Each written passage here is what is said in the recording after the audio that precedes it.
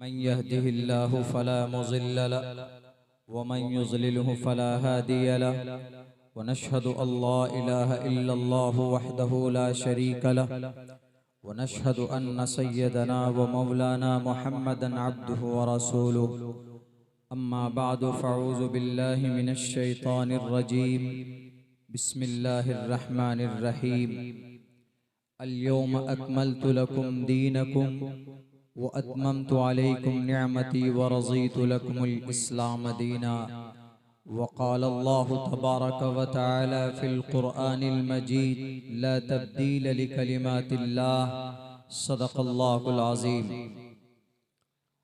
All praise and thanks are Allah's, the Lord of the Alameen, mankind, jinn and all that exist.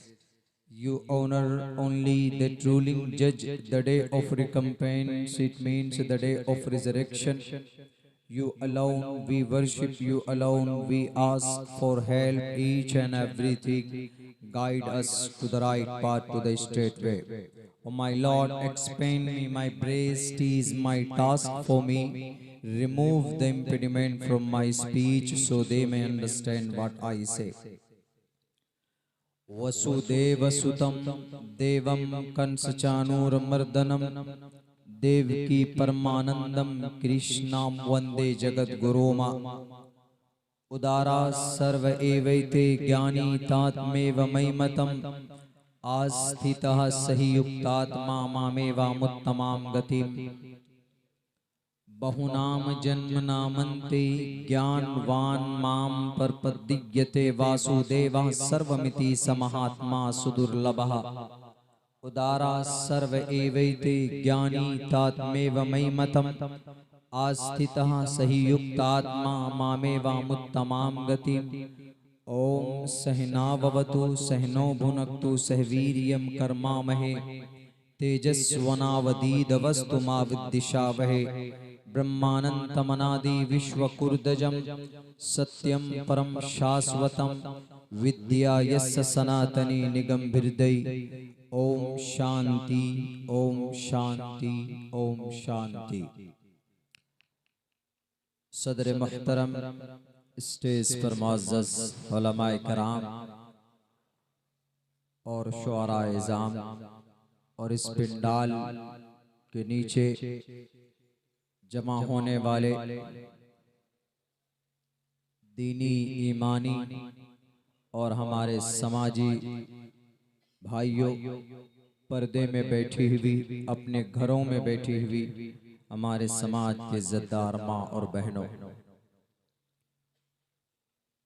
हय्या अलल फलाह conference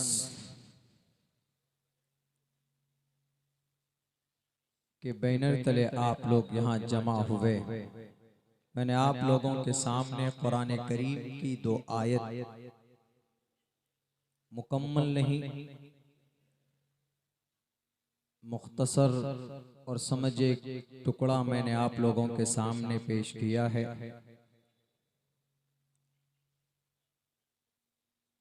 अल्लाह तबारक व तआला हमारा अकीदा है, बल्कि पूरी दुनिया के इंसानों का अकीदा है कि मानव को पैदा करने वाली जात खुसूसन अल्लाह तबारक व तआला की जात है। इंसानों के लिए कब क्या जरूरी है, ये अल्लाह से बेहतर कोई नहीं जान सकता। अल्लाह की जात को, उनकी कुदरत को, उनकी सिफात को हम कभी कभी समझाने के लिए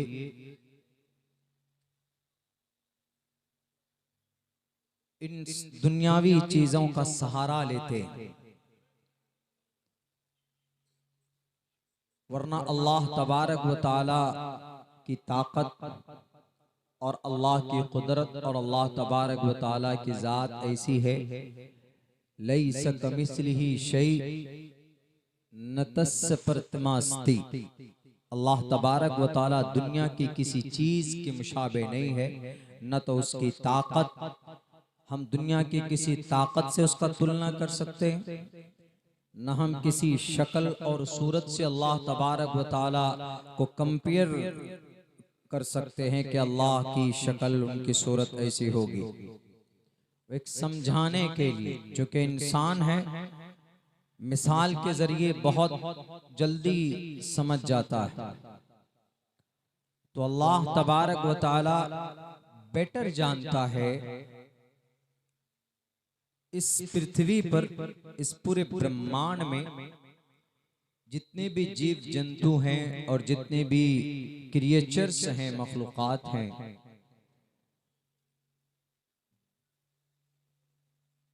कौन सी मखलूक कहां पर है, किस चीज की जरूरत है, यह अल्लाह से बेहतर कोई नहीं जान सकता। हम अल्लाह बोलते हैं, हिंदू कुछ और बोलते हैं, क्रिश्चियन लॉर्ड गॉड बोलते हैं, जुडाइज्म, क्रिश्चियनिटीज, किसी और धर्म में कुछ और बोलते हैं। जैन धर्म में भगवान ही बोला जाता है, ईश्वर ही बोलते हैं वहां पर भी। बुद्धिस्ट में भी खुदा को, अल्लाह को वही कहा जाता है। बस इतना जरूर है कि उन सब का, पूरी दुनिया के इंसानों का यह अकीदा है कि उन सब का मालिक, उन सब का क्रिएटर, बल्कि creator of the world there is only one, he is only alone. वह तन्हा है, वह अकेला है, इसमें कोई शक नहीं। अब उस अल्लाह का इंसानों के लिए कौन सा कानून है जो बेटर हो? हम पूरे दलील के साथ, दीनी दुनियावी दोनों दलाइल की रोशनी में हम ये बात कर सकते हैं कि वो कानून अल्लाह का कुरान करीम की शक्ल में है, अल्लाह तबारक व तआला की शरीयत जो मोहम्मद रसूलुल्लाह के जरिए से हम तक पहुंची है, उसकी शक्ल में। कुछ जाहिल लोग अपनी नाखानदगी की वजह से, अपनी इलिटरेसी की वजह से, अपनी जिहालत की वजह से वो उसमें भी नुक्स निकालते हैं। कहते हैं कि नहीं, इस शरीयत में, इस कानून में, इस अल्लाह के कलाम में ये कमी है, ये कमी है, ये कमी है। मैं एक बहुत हसास टॉपिक पे अभी आने वाला हूं, तमहीदी तौर पर आपके जहन को बनाने के लिए, ताकि समझने में आसानी हो। क्योंकि अभी हमारे भारत में एक कानून बहुत जल्दी इम्प्लीमेंट होने के उस पे है, दहलीज पर है, जिन्हें हम UCC बोलते हैं, यूनिफॉर्म सिविल कोड। इसको उर्दू में यकसा शहरी कानून बोला जाता है, uniform civil code, common civil code भी बोलते हैं।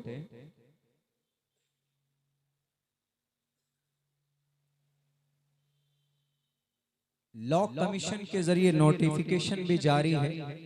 हम सब व्हाट्सएप पे तो देखते हैं कि इस पे क्लिक कीजिए, वहां जाकर अपनी राय पेश कीजिए। मैं समझता हूं कि ये लॉ कमीशन की भी बेवकूफी है, और जो लोग शेयर करते हैं, फॉरवर्ड करते हैं, उनकी भी बेवकूफी है। यूनिफॉर्म सिविल कोड का मतलब हम ये समझते हैं कि इस देश में जब देश एक है तो कानून भी एक होना चाहिए। कानून तो एक ही है, भारत का संविधान, जिसका प्रियम्बल है we the people of India. Uniform civil code, कानून में कोई तब्दीली नहीं है। कुछ चीजें ऐसी है, कुछ मीडिया वाले बोलते हैं कि अगर यूनिफॉर्म सिविल कोड आएगा तो अच्छा होगा, भला होगा। सबसे पहले मुसलमान ही एतराज क्यों करते हैं? क्योंकि यूनिफॉर्म सिविल कोड आने के बाद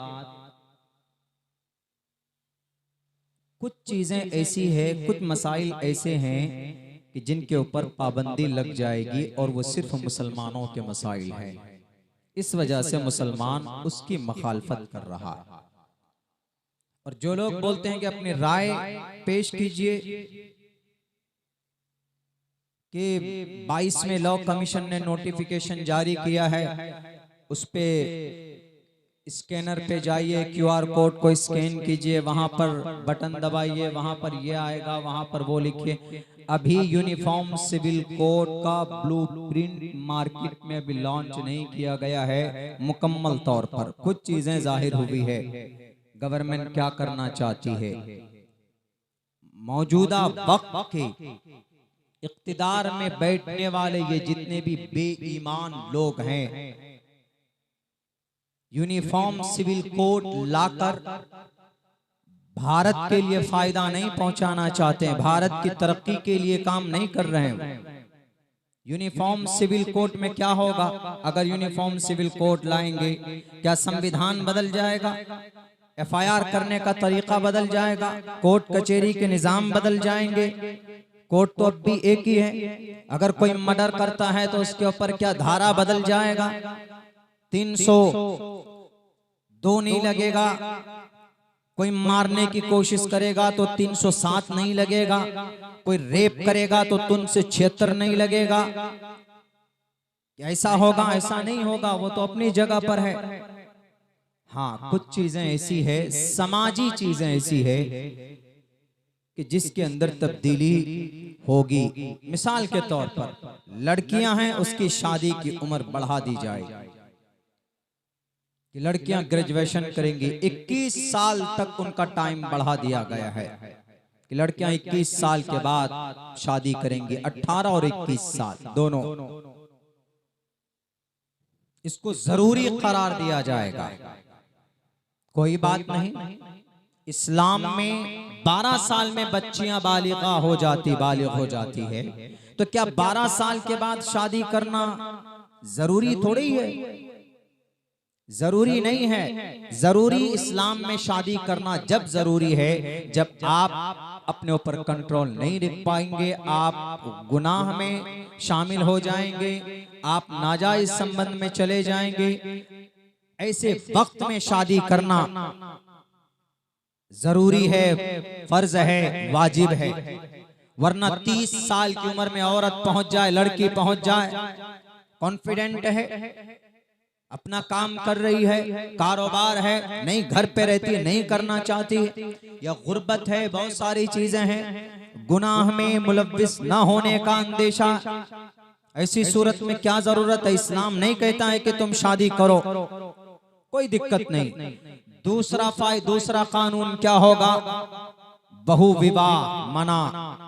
असल इसको लाना है, असल में इसको लाना है।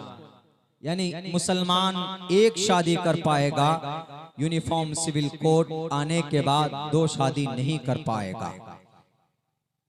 तीसरे नंबर पर क्या होगा? तलाक में अभी तो सिर्फ मर्द को अधिकार है कि मर्द ही तलाक दे सकता है, लेकिन उस वक्त में यूनिफॉर्म सिविल कोड आने के बाद तलाक औरत भी दे सकेगी। सिर्फ मर्द के जिम्मे तलाक का अधिकार जो होगा वो खत्म हो जाएगा, मर्द मालिक नहीं होगा। औरत भी जब चाहे तलाक दे सकती है। और तलाक के बाद अभी इस्लामिक कानून के एतबार से तलाक हो जाने के बाद तलाक हो गई, औरत अलग मर्द अलग। लेकिन नहीं, अब ये कानून आने के बाद में तलाक हो जाने के बाद भी पूरी जिंदगी उसको एलिमनी मिलती रहेगी, उसको नाम नफका खर्च देता रहेगा शौहर। यूनिफॉर्म सिविल कोड आने के बाद ऐसा होगा। ये शरीयत के साथ, ये पर्सनल लॉ के साथ खिलवाड़। और क्या होगा? और ये होगा तड़का। अभी मुसलमान में मर्द के, औरत के, बच्चे के, लड़की के लिए एक हिस्सा है, लड़के के लिए 2 हिस्सा है। कहते हैं कि ये जुल्म ज़्यादती है। तलाक सिर्फ मर्द दे पाएगा, ये भी जुल्म ज़्यादती है। एक मर्द 4 शादियां कर पाएंगे, 4 शादियां करते हैं, ये भी बिल्कुल सही नहीं है। औरत एक भी ना कर सके,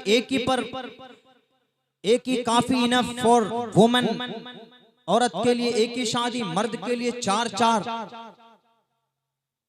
असल यूनिफॉर्म सिविल कोड लाने का मकसद इस देश को क्या बोलते हैं कि हम इस देश को तरक्की देना चाहते हैं।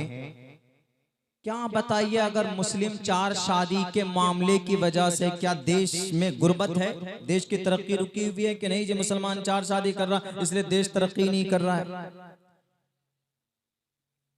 क्या तलाक की वजह से देश की तरक्की रुकी हुई है? क्या औरत 21 साल में बच्चियां शादी नहीं कर रही, पहले कर ली, इस वजह से देश गुर्बत में?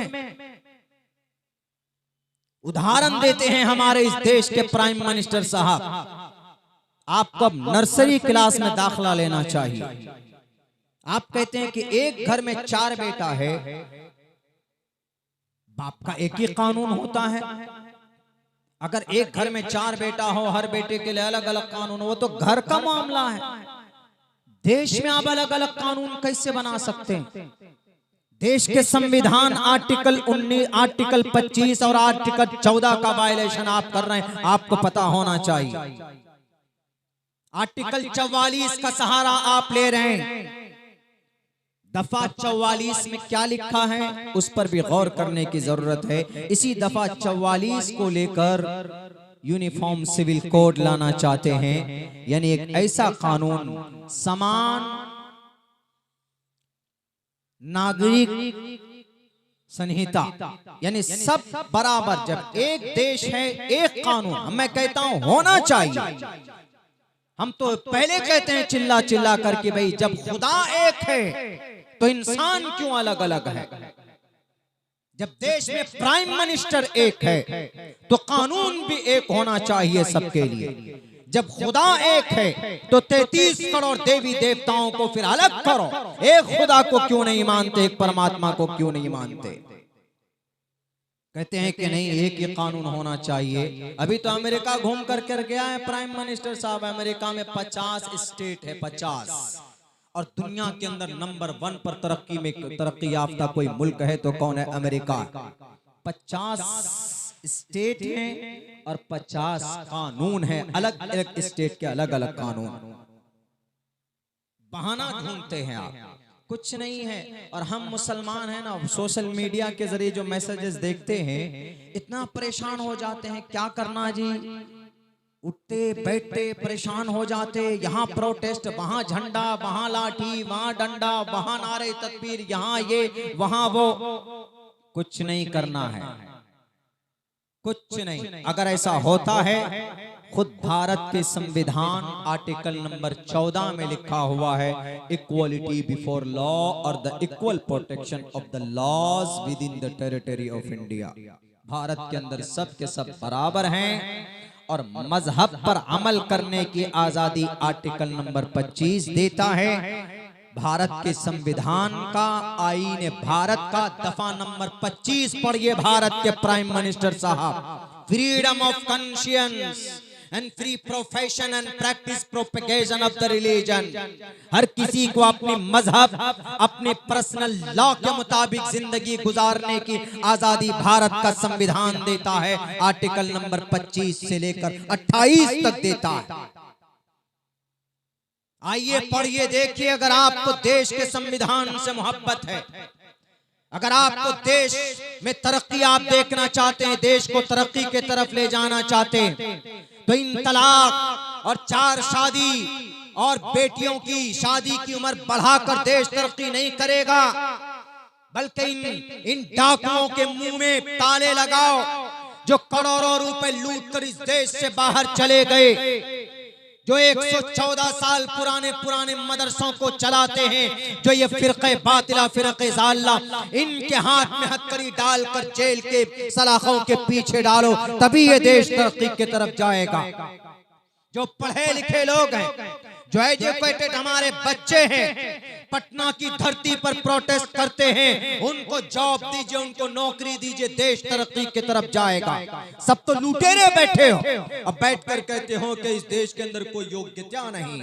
1990 तक इस पूरे भारत के अंदर बिहार टॉप रहा है IAS और IPS देने में। योग्यता नहीं है, नौकरी नहीं होती, देने का बहाना नहीं तो कभी सीटेट निकालो, कभी डीएलएड निकालो, कभी बीएड निकालो, अब बीपीएससी निकालो। ऐसे ऐसे पढ़े लिखे हमारे नौजवान, करा लो डिबेट किसी चौराहे पर, किसी भी सड़क पर बैठकर। हमारा एक नौजवान जब पढ़ना शुरू करेगा साइंस विज्ञान की किताबों को, हिस्ट्री की किताबों को, तो तुम्हारे पसीने छूट जाएंगे। देश किससे तरक्की करेगा? ये नहीं यूनिफॉर्म सिविल कोड ले आओ। यूनिफॉर्म सिविल कोड है गोवा में, क्या गोवा आसमान पर चला गया? अलग अलग अगर कानून है, आप कहते हैं कि अलग अलग कानून है, एक जगह करो, कीजिए एक जगह।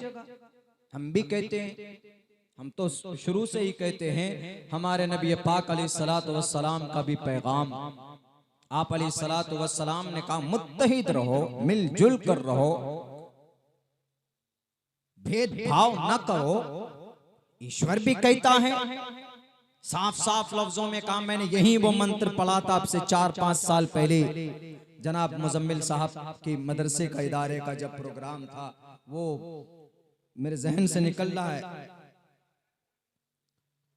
धर्म क्षेत्रे कुरुक्षेत्रे समवेतायुत्सवः, धर्म की बात कही गई, लेकिन उसके अंदर शूद्रो ब्रह्मणतामिति, 7872 साल पहले जो किताब लिखी गई उसी में है यह मंत्र। इसमें क्या कहा गया? छुआछूत भेदभाव नहीं, साफ साफ लफ्जों में कहा गया है, शूद्रो ब्रह्मणतामिति ब्रह्मणश्चैति शूद्रताम क्षेत्रियो याति वितरत्वं विघाद्वीच्यं तथेच स एक एवात्रपति परजानाम कथम पुनर्जाति कीर्त पर भेदा। हम चीख कर कहते हैं स एक एवात्रपति, इस जमीन को पैदा करने वाला, इस आसमान आकाश को पैदा करने वाला, सूर्य को चंद्रमा को पैदा करने वाला, वायु जल को पैदा करने वाला परमात्मा एक। तो 33 करोड़ देवी देवता की पूजा भी नहीं होनी चाहिए।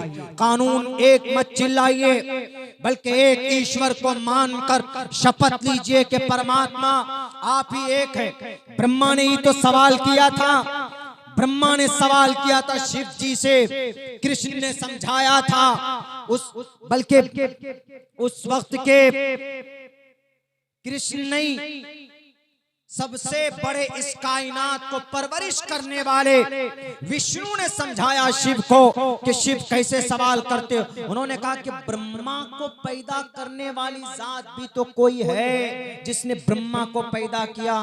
शिव जी का ये सवाल था, किनसे? विष्णु से। विष्णु ने कहा कि नहीं, इससे आगे बात मत करो, तुम आगे मत जाओ, बस जो है वही है, हम ही इन तीनों हैं। इन दुनिया को पैदा करने वाला पिता ये ब्रह्मा जी हैं और पालने वाले ये विष्णु जी हैं। और शिव तुम तो मारते हो, तुम आंधी और तूफान लाते हो, मृत्यु तुम देते हो, बस यही 3 चीज इस दुनिया की हकीकत है, बात दुनिया के अंदर और कोई नहीं। उन्होंने कहा, शिव जी ने कहा कि नहीं, इस संसार को, आसमान को, आकाश को, वायु को, सूर्य को, चंद्रमा को, जल थल वन, इन सब को किसने पैदा किया? मानव को ब्रह्मा पैदा कर सकता है, मान सकते हैं मानव को पैदा किया, इंसानों को पैदा किया, लेकिन इनसे पहले और भी तो चीजें मौजूद थी, उसको किसने पैदा किया?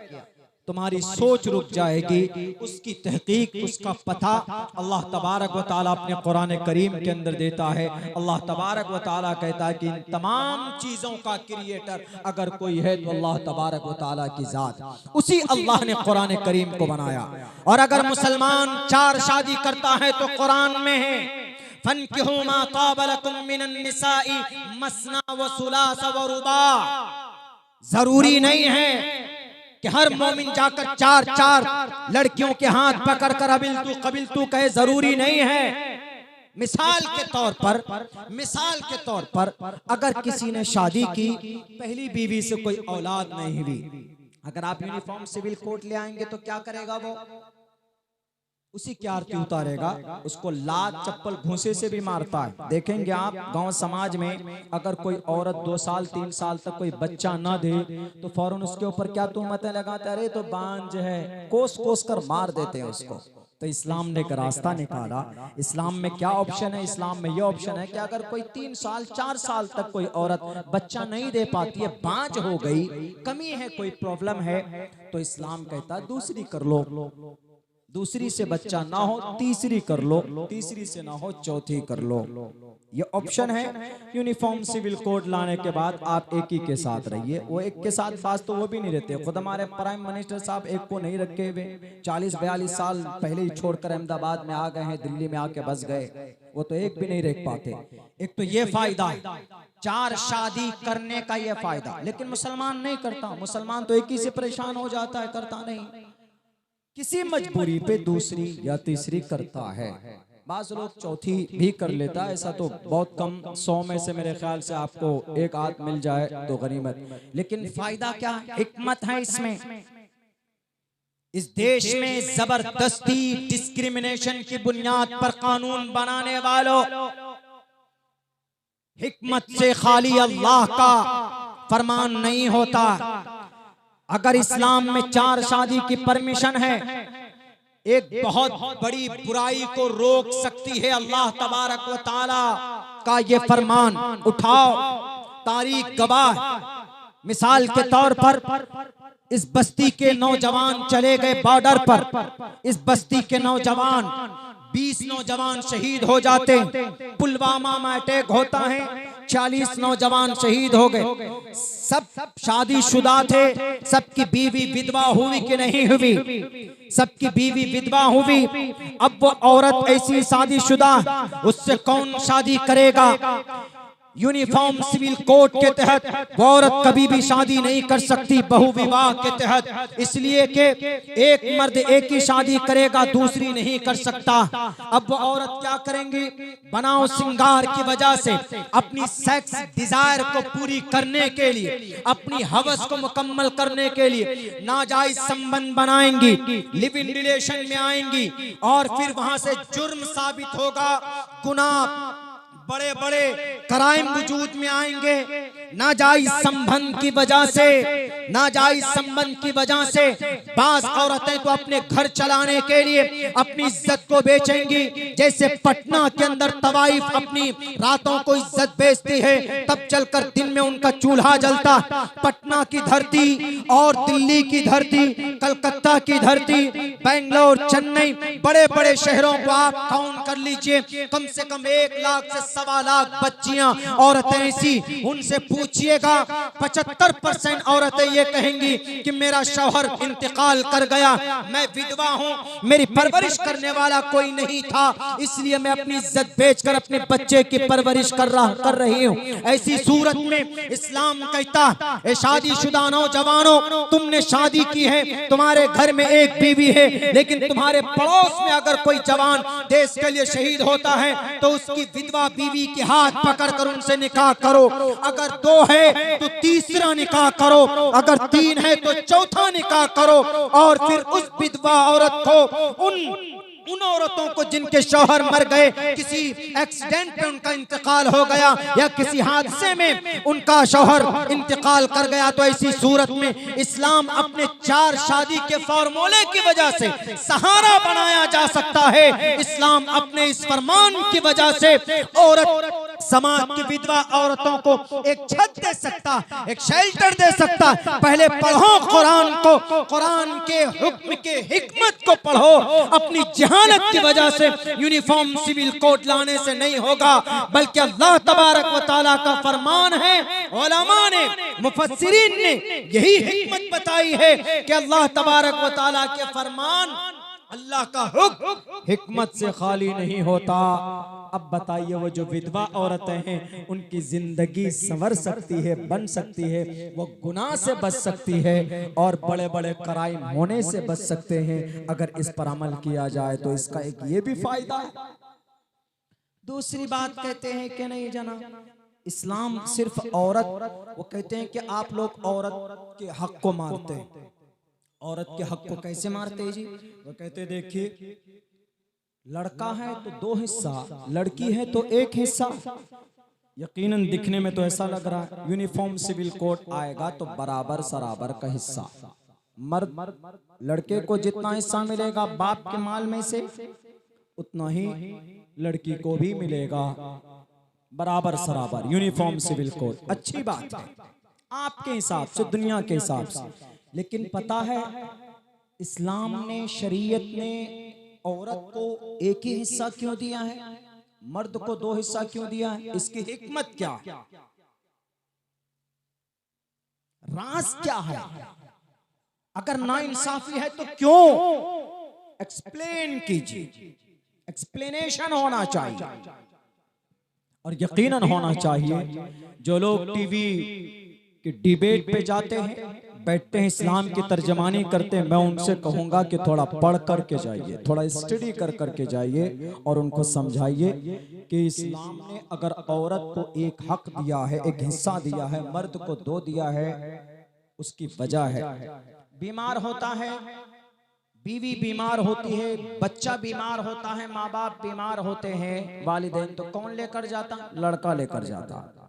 पॉकेट से पैसे किसके खर्च होते? लड़के के खर्च होते। जेल चला जाए, एक्सीडेंट हो जाए, किसका पैसा जाएगा?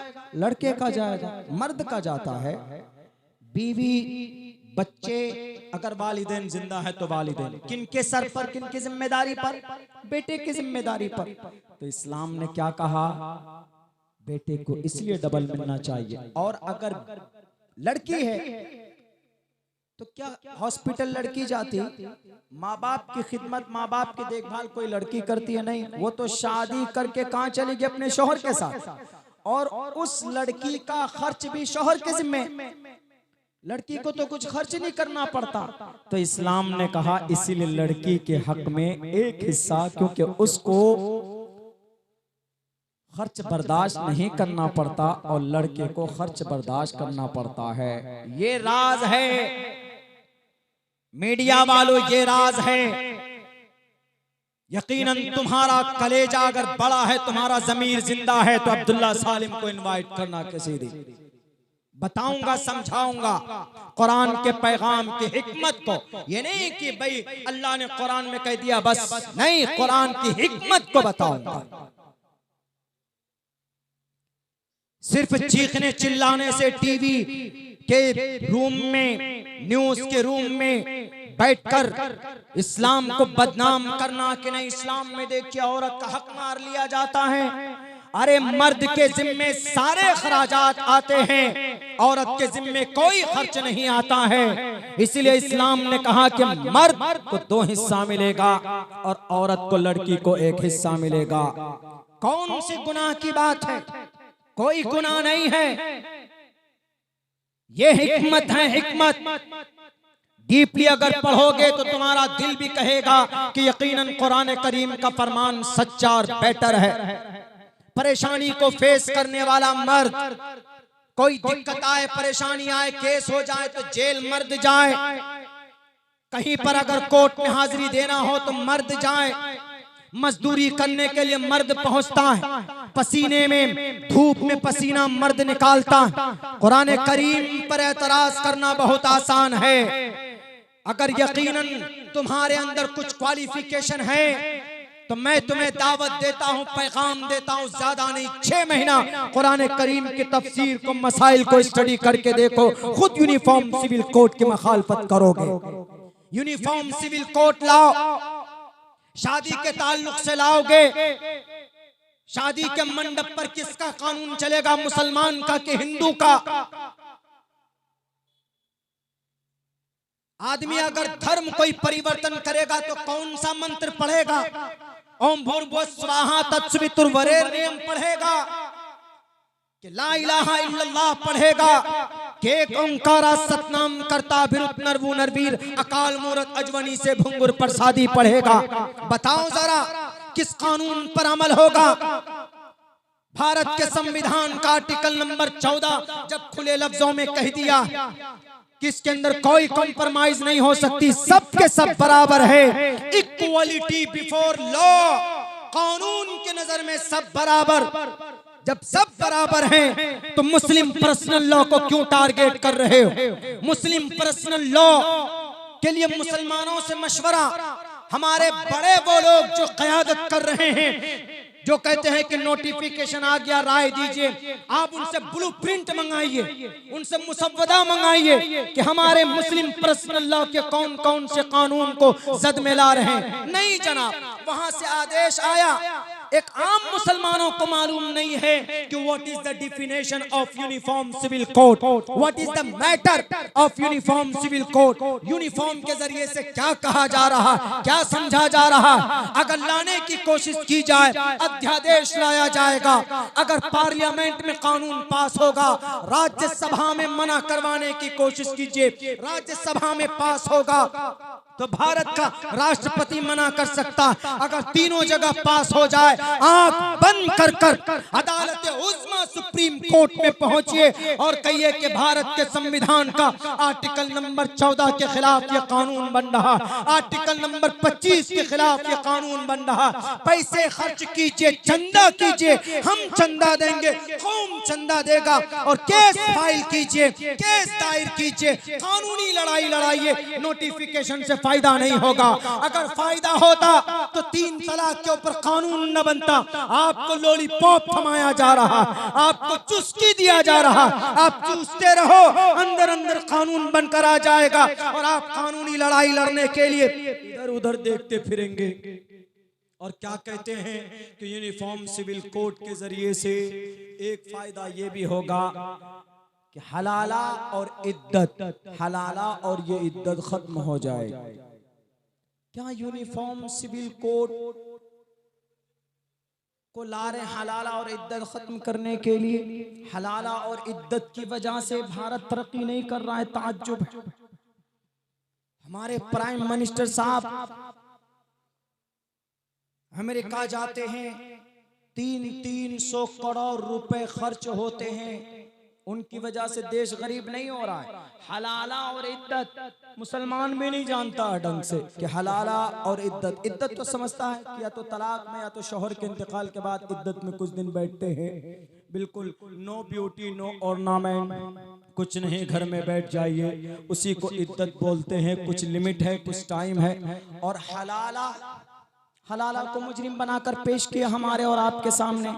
मेरे मुसलमानों, हलाला यकीनन हलाला का मिसयूज हम लोगों ने किया, और हम जैसे तालिबे इल्म ने भी न बताकर हमारे कुछ पढ़े लिखे लोगों की भी गलती और चूक इनसे हुई है कि ये लोगों को हलाले के बारे में नहीं समझाते। और वह हलाले को क्या समझते हैं? मौजूदा जो हलाला है, मौजूदा तलाक दे दिया अपनी बीवी को, मुफ्ती साहब के पास गए कि मुफ्ती साहब मैंने बीवी को तलाक दे दी, उस वक्त नशे में था, अब क्या होना चाहिए? तो अब मुफ्ती साहब भी कहीं कहीं रास्ता बताते हैं, गबे की सूरत हलाला कर लो। मेरे अल्फाज बड़े सख्त होंगे, मुफ्तियान किराम उलमाए किराम बैठे हुए। हलाला करवाया नहीं जाता, हलाला होता है ऑटोमेटिकली। अगर आपने हलाला करवाया जानबूझकर, किसको हलाला समझते? आपने बीवी को तलाक दी, आपकी बीवी को तलाक हो गई, अलग अलग इद्दत गुजारिए जी।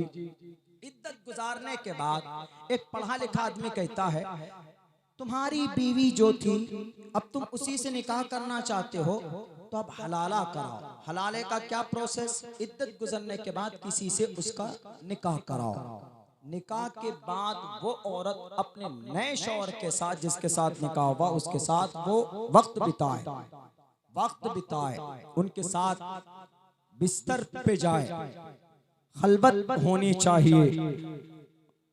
उसके बाद फिर वो शौहर उसको, हम लोग जो हलाला समझ रहे हैं, फिर वो शौहर उसको तलाक दे, फिर इद्दत के बाद फिर तुम अब कर सकते हो। ये जो प्रोसेस हुआ है इसको हलाला बोलते हैं।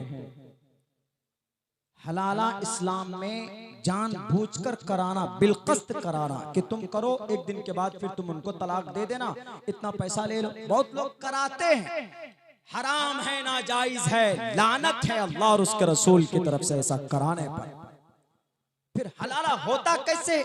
सपोज दैट मैंने अपनी बीवी को तलाक मैंने दी, बीवी अलग हो गई, अलग होने के बाद मैं अलग, बीवी अलग। अब मेरी बीवी ने, उनको जिंदगी गुजारनी, उनको शौहर की जरूरत है, उन्होंने कहीं पे निकाह कर लिया। निकाह के बाद में इत्तेफाक से वो शौहर भी खराब निकल गया, या उस शौहर का इंतकाल हो गया, या उस शौहर का एक्सीडेंट हो गया, या गुम हो गया वो शौहर, या वहां भी बात नहीं बनी, वहां पर भी झगड़े होते थे, तो वहां पर भी अब वो औरत वहां से या तो तलाक ले लेती है, तलाक नहीं, या उसका शौहर मर जाता है।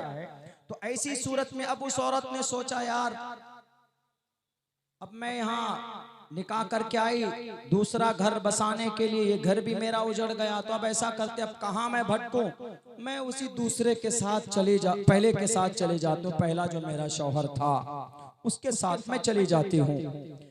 तो अब ये पहले शौहर जिसने तलाक दी थी, पहले शौहर के साथ निकाह करेगा, तो बीच में ये जो काम हुआ, जो निकाह किया उसने, इसको हलाला बोलते हैं, हलाला इसी को बोलते हैं। ये किया नहीं था उसने, हो गया, ये है हलाला, यहां कराते हैं हलाला।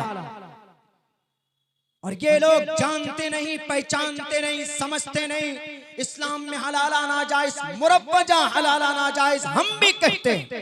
इस्लाम में तलाक का बेहतरीन तरीका, तलाक के सिस्टम को तुम बदलना चाहते हो कि जितना अधिकार मर्द को है उतना ही अधिकार औरत को मिलना चाहिए। ठीक है, औरत नाक़िसुल अक्ल होती है, औरत का दिल बहुत कमजोर होता है, वो कमांडेड नहीं होती, ग्रांडेड नहीं होती है, वक्त वक्त पर बदल जाती है, औरत कमजोर होती, उनका इरादा कमजोर होता है, उनकी शहादत कमजोर होती है। इसीलिए दो औरत की गवाही एक मर्द के सामने में कबूल की जाती है।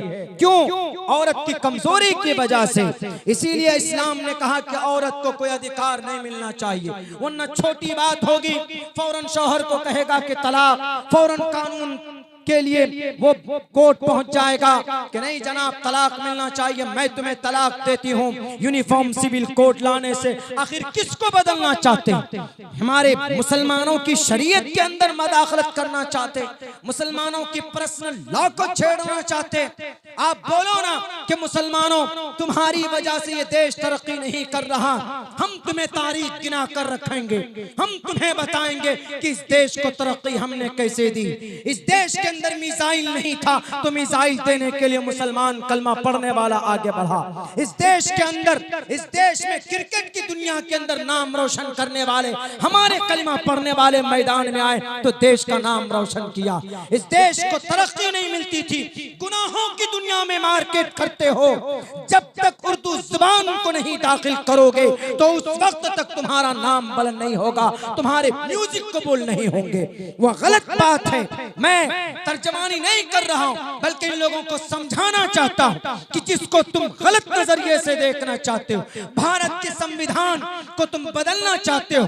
इस देश की पुरानी तारीख मुसलमानों की रही है, मुसलमानों ने इस देश को तरक्की दी है, अपने खून को बहाकर तरक्की दी है।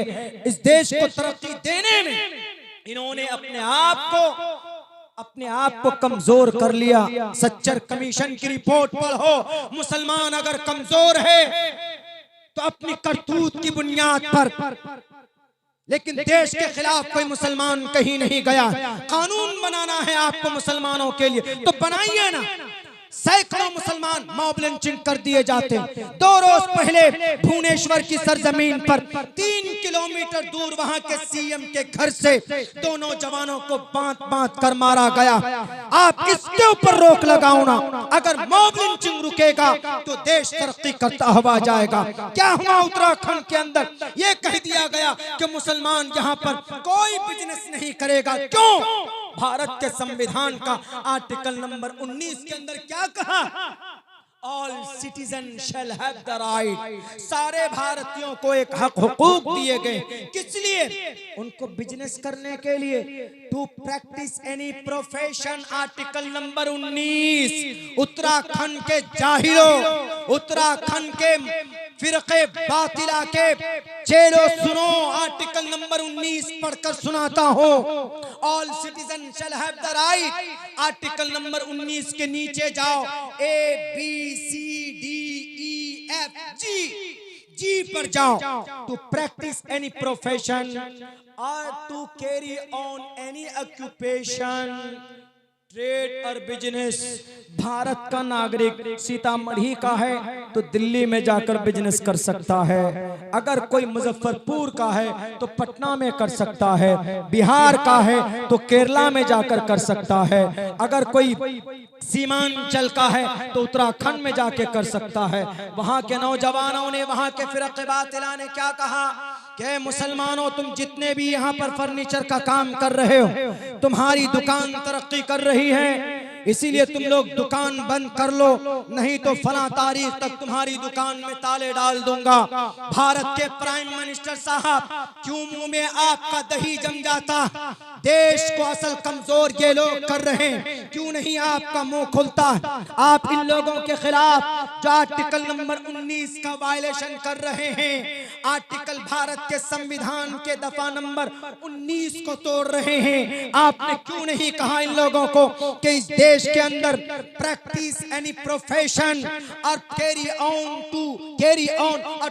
On any occupation, a trade और बिजनेस। जब लिखा हुआ है कि कोई मुसलमान हो कि हिंदू हो किसी भी स्टेट में जाकर तिजारत कर सकता है, आप क्यों नहीं मना करते इन लोगों को? क्यों मना नहीं करेंगे? इसीलिए कि आपके चेले, आपके चमचे, आपके काम करने वाले होते हैं, आपके पीछे पुश्त पनाही में ये लोग काम करते। इन दहशतगर्दों को, इन देश के लुटेरों को, इन शराबियों को रोक लो, खुदा की कसम देश हमारा तरक्की करेगा।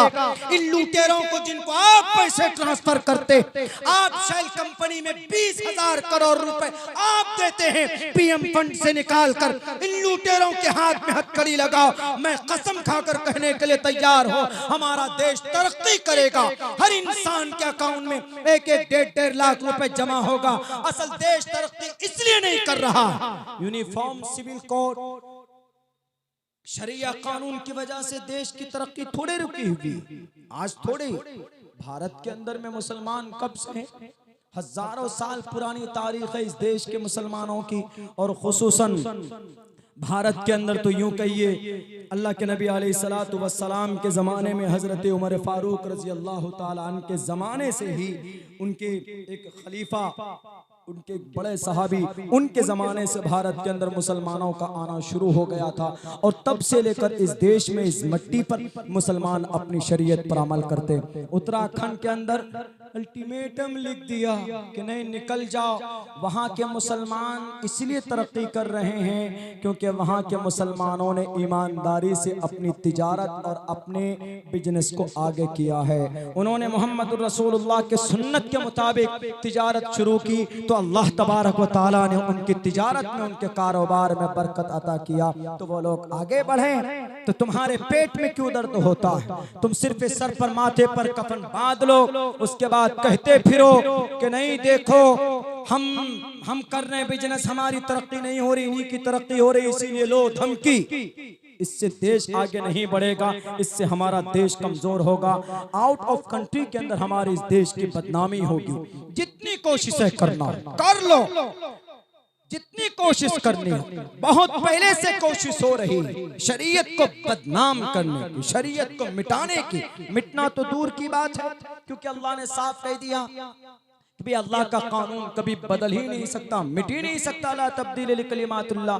दूसरी बात है कि जो लोग बदनाम करने की कोशिशें करते हैं, कभी कश्मीर फाइल बना देते, कभी केरला स्टोरी बना देते। केरला स्टोरी में 32,000 लड़कियां वो कन्वर्ट होकर सीरिया चली गई, वो उसमें दाइश में ज्वाइनिंग हो गई। तो हम देश के प्राइम मिनिस्टर साहब से पूछना चाहते हैं कि आपका जो सेक्रेटरी साहब हैं अजीत डोभाल साहब, बड़े टैलेंटेड हैं, 4 साल पाकिस्तान में रहकर आए, केमिकल हथियार कैसे बनता उसका पता लगा कर के आए। वो क्या अचार बना रहे थे जब 32,000 बच्चियां जा रही थी। वीजा किसने इनको अप्लाई किया? आपको पता नहीं कि बच्चियां कहां जा रही, पता चला पूरी षड्यंत्र थी वो डायरेक्टर की। अब कुछ नहीं मिलता, फिल्म में मार्केटिंग करनी है, धर्म के ऊपर बना दो। अभी एक और धर्म के ऊपर बना दिया, वो आदि पुरुष। आदि पुरुष का मतलब सबसे पुराना आदि ग्रंथ, पुरानी किताब। आदि पुरुष का मतलब सबसे पुराना आदमी। तो श्री रामचंद्र जी के ऊपर है, तो श्री रामचंद्र जी आदि पुरुष थे ही नहीं। श्री रामचंद्र जी से पहले की भी तारीख है, उनके ऊपर फिल्म बना दिया। अब एक और फिल्म बनाया, कौन सा? मुसलमानों के ऊपर 72 हूर। और इसको किससे जोड़ दिया? मुसलमानों से जोड़ दिया कि इस्लाम में है हिंदू को मारो, मारते मारते शहीद हो जाओ, मारो हिंदू को मार कर आओगे तो 72 हूर मिलेंगे। हमने इसके ऊपर बहुत तफसील से स्टडी की 72 हूर के ताल्लुक से। हूर का असल क्या मसला, हूर का तज़किरा है। वो लोग कहते हैं कि अच्छा अजीब मसला है भाई इस्लाम में। दुनिया में कहते शराब पीना हराम, और मरने के बाद कहते हैं कि शराब, मरने के बाद शराब जायज। कैसी शरीयत है? दुनिया के अंदर में औरत से नाजायज संबंध बनाना पाप है। मरने के बाद जब स्वर्ग जाएंगे तो वहां अपनी बीवी के अलावा 72 हूरें में किसी हिंदू को मार कर आओ, गलत बात है। किसी हिंदू को क्या किसी प्राणी को तकलीफ देने की परमिशन नहीं है इस धरती पर। 72 हूर का क्या मसला? 72 हूर का मसला, हूर का कॉन्सेप्ट इस्लाम में यह है कि जो जन्नती होगा, जो अल्लाह के फरमान के मुताबिक अपनी जिंदगी गुजार कर जाएगा, मरने के बाद अल्लाह तबारक व तआला उसको हूर अता करेंगे। हूर कैसी होगी? हूरुन ईन, बड़ी आंखों वाली, कअमसालिल लुअलुइल मकनून, और बहुत सी हूरुन मकसूरातुन फिल खियाम, हवेलियों में, खेमों में हूर होंगी। खूबसूरत समझाने के लिए, खूबसूरत बड़ी आंखें वाली। कुरान करीम में इसकी तफसीर मौजूद है, बल्कि अहादीस पढ़ेंगे, तिरमिजी पढ़िए, उसके अंदर इब्ने माजा पढ़िए, उसके अंदर अल्लाह के नबी फरमाते हैं कि जो जन्नती होगा वो उसको जन्नत के अंदर उसको हूर दिए जाएंगे। जन्नती होगा उसको वहां पर शराब पिलाई जाएगी। वो ये शराब नहीं, ये नापाक जो अंगूर सड़ा कर पता नहीं उसमें शराब बनाने वाला पेशाब भी करता होगा। इसीलिए हमारे सीएम चीफ मिनिस्टर साहब नीतीश साहब ने उसको बैन लगाया। ये शराब शरीबी नहीं, ये शराब पीने के बाद अकल मफलूज हो जाती।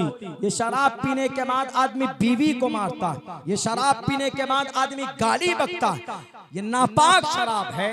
शराब मीन्स टू ड्रिंक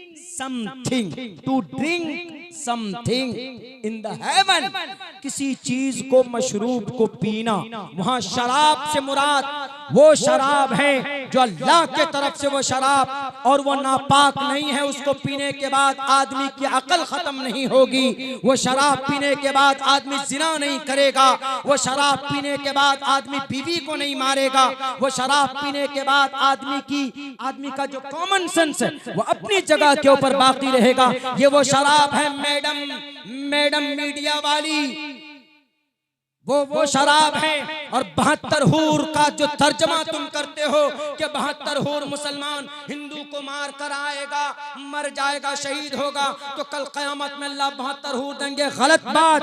अगर हमारा कोई मुसलमान देश की तरक्की के लिए, अगर देश को बचाने के लिए शहीद हो जाए, या कोई मुसलमान जंग के मैदान में, अब तो जंग नहीं है लेकिन पहले जमाने के एतबार से अल्लाह के नबी के जमाने में होता था, बल्कि हमारे भारत के अंदर खुद हिंदू राजा महाराजा आपस में लड़ते थे। उस जंग में अगर कोई शहीद हो जाता पर्टिकुलर मुसलमान, तो अल्लाह के नबी अलैहि सलाम ने इब्ने माजा के अंदर एक रिवायत है जो मजबूत दलील के साथ अल्लामा नासिर अल्बानी ने इनकी तस्दीक की है कि अगर कोई बंदा मैदान कारजार में शहीद हो जाता है तो उसको कल क़यामत में 72 हूर अता करेगा। और वो 72 हूर मैडम मीडिया वाली, तुम कहते कि 72 हूर का मालिक कौन? 72 हूर की निगरान आला, उनका सिपह सालार, उनका मुखिया, उस शौहर का बीवी वो उसका जिम्मेदार होगा। ये जवाब है, कुरान और हदीस की रोशनी में जवाब है। इसलिए अपनी छोटी और कोताह फहम की वजह से हिंदू मुसलमानों को लड़ाने की कोशिश मत करो। और रही बात, जो भी बात हम यूनिफॉर्म सिविल कोड के ताल्लुक से बात कर रहे हैं, हमको अधिकार है, एक नागरिक होने का अधिकार है कि आपका ये यूनिफॉर्म सिविल कोड ये भारत के संविधान का आर्टिकल नंबर 25 के खिलाफ में है, आर्टिकल नंबर 14 के खिलाफ में है, आर्टिकल नंबर 19 के खिलाफ में है, आर्टिकल नंबर 26 के खिलाफ में है, 27 के खिलाफ में है, 28 के खिलाफ में है। बोलना हमारा अधिकार। मेरी राय ये, जाती राय ये है कि यूनिफॉर्म सिविल कोड लाने से देश की तरक्की नहीं, बल्कि अगर देश की तरक्की चाहते हो, ये जितने भी हिंदू मुसलमानों के मामलात होते मॉब लिंचिंग के, इनके ऊपर रोक लगना चाहिए। ये हमारी 1114 साल पुराना मदरसा बिहार शरीफ में जला दिया गया, उनके ऊपर केस होना चाहिए। जिन्होंने जलाया 4000 किताबें जला दी, उन किताबों का मुआवजा मिलना चाहिए, उनके ऊपर केस बुक होना चाहिए, उनको कैफरे किरदार तक पहुंचाना चाहिए। हमारे जो उलमाए किराम, हमारे जो मुफ्तियाने किराम है, हमारे जो अल्लाह के वली, वो हमारे गुरु होते, उनका सम्मान होना चाहिए। अगर आप कुरान और शरीयत की रोशनी में अगर इनके मकाम और मर्तबे को नहीं जानते हो तो उठाइए श्रीमद् भगवत गीता 7वें और 8वें अध्याय का मंत्र नंबर 18 और 19 के अंदर उल्लेख मौजूद है। कहा गया, साफ साफ लफ्जों में कहा, बहुनाम जन्मना मनते ज्ञानवान माम पर पद्यते वासुदेव सर्वमिति समहात्मा सुदुर्लभः। साफ लफ्जों में कहा गया कि जितने भी पढ़े लिखे लोग होते हैं वो हकीकत में ईश्वर की तरफ से ईश्वर की नॉलेज उनमें, जानकारी उनमें होती है। जैसे हम लोग ईश्वर का सम्मान करते हैं, वैसे हमें इन पढ़े लिखे यानी उलमा का सम्मान करना चाहिए। और ये कुरान करीम में साफ लफ्जों में मौजूद है। अल्लाह ने साफ लफ्जों में कहा है, इन्नमा यख्शल्लाह मिन इबादिहिल उलमा, कि अल्लाह तबारक व तआला से डरने वाले उलमा होते हैं, जिनकी फजीलत अल्लाह खुद अपने अल्फाज में बयान करे। उनके मकाम और मर्तबा, उनका मकाम और मर्तबा क्या होगा हम और आप अंदाज़ा नहीं लगा सकते। मेरे भाइयों, मेरे साथियों, वक्त बहुत हो चुका है। एक थोड़ी सी तारीख मैं बताना चाहता हूँ मुख्तसर से वक्त में, चूँकि आपको दिल साहब को भी सुनना है, अशफाक साहब को भी सुनना है, मुजाहिद भाई भी शायद खाना नहीं खाए हैं, कोई बात नहीं, इनका ये तो मेज़बान है, ये सीता की मढ़ी के रहने वाले हैं। सीता की मढ़ी की तारीख आपके सीतामढ़ी से ही जुड़ी हुई है। ये जो जानकी नगर शायद अब नेपाल में है, सीतामढ़ी की जन्मभूमि यही है। इसीलिए नेपाल ने ये जो अभी आदि पुरुष फिल्म आई, इसके ऊपर बैन लगा दिया। सीता मैया की कुछ चीज़ें ऐसी दिखाई गई जिससे उनका अपमान हुआ। इसीलिए ये सीतामढ़ी, मैं जब भी बोलता हूँ सीता की मढ़ी यानी सीता की जाए पैदाइश, आपको शुआरा किराम को सुनना है। लेकिन मैं इतनी बात ज़रूर कहूँगा कि अगर आप नहीं जानते हैं तो जानकारी हासिल कीजिए, और कानूनी कार्रवाई, कानूनी लड़ाई की कहीं पर भी बात आए तो मैदान में आगे रहिए और अपने बच्चों को पढ़ाइए, अपने बच्चों को तालीम दीजिए, मस्जिद से जुड़िए, मदरसों से जुड़िए। अगर इन सब जगहों से नहीं जुड़ेंगे तो हमारी कभी कभी बेकदरी की वजह से हमारे मदारिस जला दिए जाते। वही बिहार शरीफ का मदरसा सिर्फ ये कहकर जलाया गया, सिर्फ ये कहकर कि मदरसा है, कुरान पढ़ाया जाता है, और इस कुरान में हमारे हिंदुओं को मारने की बात कही गई। वो आइद्दू लहुम मस्ततातुम मिन कुव्वा, ये लफ्ज हैं। और कुरान में एक जगह यूं कहा गया साफ लफ्जों में, या अय्युहन नबिय्यु हर्रिज़िल मुमिनीना अलल क़िताल, ए मोमिन, ए नबी, मुसलमानों को, हिंदू भाइयों को मारने के लिए उभारिए। गलत तर्जमा ये पेश करते हैं वो लोग। तीसरी जगह ये पेश की उन्होंने दलील में कि हमने इसलिए उस मदरसे को जलाया कि उस मदरसे में यूं कहा, पढ़ाया जाता है कुरान में कि फकुलू मिम्मा गनिमतुम, कि लूटो और खाओ। ये तीनों आयत का तीनों तर्जमा गलत है। अगर तीनों आयत का तीनों तर्जमा यही है, उठाइए, साफ साफ लफ्जों में कहा गया। कहां पर? अथर्ववेद के श्लोक मौजूद हैं। अथर्ववेद के अंदर कहा गया साफ और खुले लफ्जों में कि भाई अगर जहां पर कोई शत्रु मिल जाए उसको मार कर उनकी चीजें हैं उनके ऊपर कब्जा करो। फकुलू मिम्मा गनिमतुम, लूट की माल मैदान कारजार में मिले तो उनके ऊपर कब्जा करो, उनको खाओ, मना नहीं है। उस पर है वो आयत। लेकिन ये लोग खामखा बोलते हैं कि नहीं, ये आपके कुरान करीम के अंदर ये आयत है, ये गलत है। या अय्युहन नबी युहर्रिजुल मुमिनीना अलल क़िताल, अगर चाइना हमारे मुल्क में घुस जाए तो मोदी जी सोकर रहेंगे नहीं। मोदी जी कहेंगे अपने चीफ, अपने आर्मी से, नेवी से और बीएसएफ से, सीएसएफ से, सबसे कहेंगे, पुलिस प्रशासन से कहेंगे कि भाई जो भी टेररिस्ट है, जो भी घुसपैठिए है, उसको काफिर किरदार तक पहुंचाओ। वहां पर अल्लाह तबारक व तआला ने अल्लाह के नबी अलैहिस्सलाम का ऑर्डर दिया कि ऐ नबी तुम खामोश बैठे हो, तुमको खत्म करने के लिए मक्कतुल मुकर्रमा से पूरा झुंड आ रहा, इसीलिए मुसलमानों से कहो तलवार लेकर मैदान में निकल जाए। जैसा कि महाभारत के मैदान के अंदर श्री अर्जुन जी ने कहा, श्री अर्जुन को कृष्ण जी ने कहा था, कुतस्तवा कश्मलिदम विस्मय समुपस्थितम अनार्य जुष्टम कीर्ति कर्म जुनाह, कि इस जमीन पर बेवकूफ बने बैठे हो अर्जुन,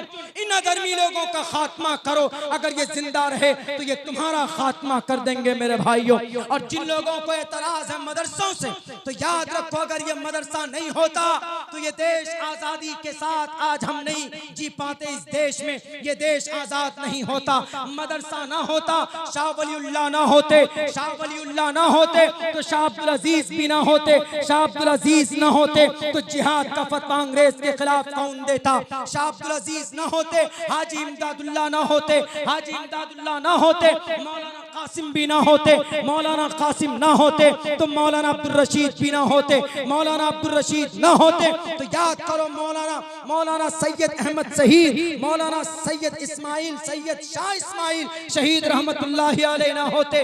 ये अकाबिर अगर ना होते तो इस देश में 1831 में दूसरी कुर्बानी अंग्रेज के खिलाफ 51 लोगों की, उन 1831 में बालाकोट की पहाड़ी पर कौन अंग्रेज के सामने में जाता?